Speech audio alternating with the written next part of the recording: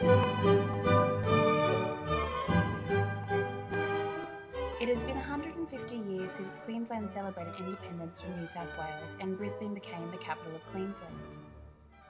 Since then, it seems Brisbane has forever been competing with Sydney and Melbourne to gain recognition as a culturally diverse city, but sadly, it is a constant losing battle. Although Brisbane has a QPAC, the Art Museum, Saturday morning markets, and many other modern attractions, what the city is really lacking in terms of culture is history.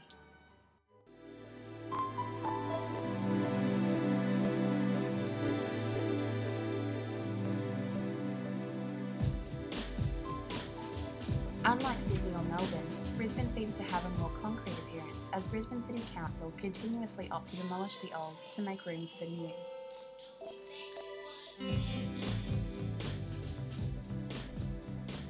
Local street artist Victor Calthorpe has observed the development of Brisbane for the past 43 years. When you get children and they grow up, you go, come and see where I used to, and you go, oh, block of flats. And it's happened all over Brisbane. There's a kind of, it's a really odd feeling to know that you've been here, but you can't recognise it anymore. Like Festival Hall, which was demolished in 2003, the Regent Theatre on Queen Street Mall is also about to draw its final curtain. After 80 years standing, the theatre will be closed down on June 14, 2010, to make way for a 38-storey building to be put in its place. But efforts have been made to stop the development. Save the Regent founder, Brent James, has been at the forefront of the fight against the loss of yet another historic Brisbane icon. Brisbane once used to have a thriving theatre district. That part of Queen Street was just full of superb theatres. You had the Winter Garden Theatre, you had Her Majesty's, which was our original opera house. You had the Majestic, which became the Odeon. The Regent, around the corner, you had the magnificent Art Deco Metro Theatre built by MGM in Hollywood. Over the road from that, you had the St James, which became the Paris Theatre, another Art Deco theatre. All theatres that were able to be live theatres and cinemas, and all magnificent in their own right. All gone.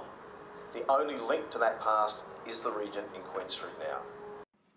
In 1940, T.H. Eslick opened the famous Cloudland Dance Hall in the northern Brisbane suburb of Bowen Hills.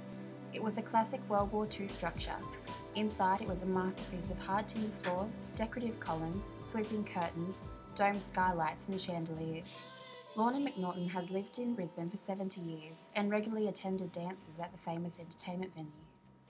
It was a beautiful dancing floor and as you say, had the springs on it. Because the dancing in those days was quick step,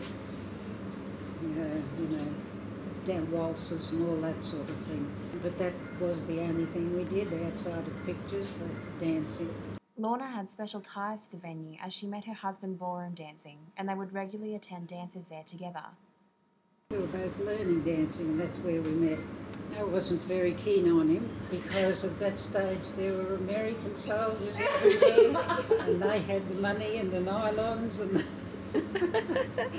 Sadly, however, Cloudland Dance Hall was demolished overnight in 1982.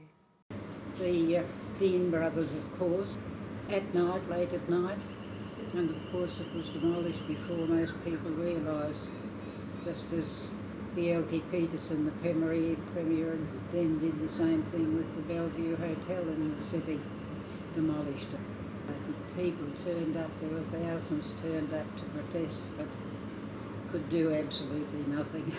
The Brisbane City Council issued the Dean brothers with a meagre $120 fine for the illegal demolition, the same firm who destroyed Brisbane's much-loved Bellevue Hotel just 5 years earlier.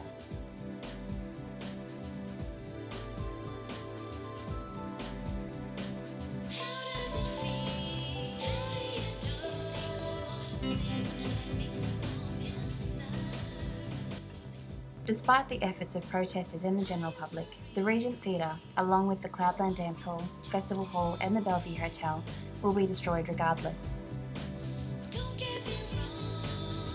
The Regent will be closing this Sunday, the 14th of June, so be sure to see this historic landmark for one final time.